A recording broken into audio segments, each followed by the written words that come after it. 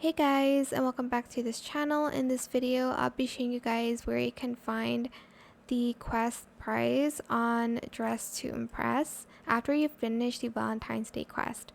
So go into the changing rooms and select the trophy icon, and you get this super cute top as well as this super cute skirt.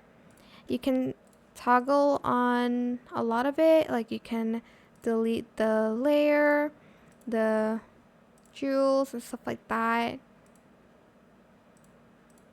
Like you can also adjust it like here, like if you want the rose or not, stuff like that. Same as the skirt, I'm gonna guess. Whoops. Yeah, there's 1, 2, and 3.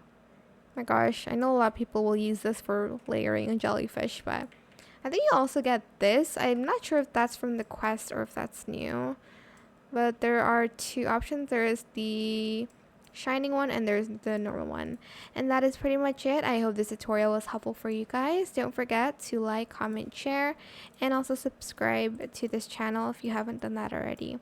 If you have any more questions about this video, just leave it in the comment section down below. I will try my best to answer them all for you guys.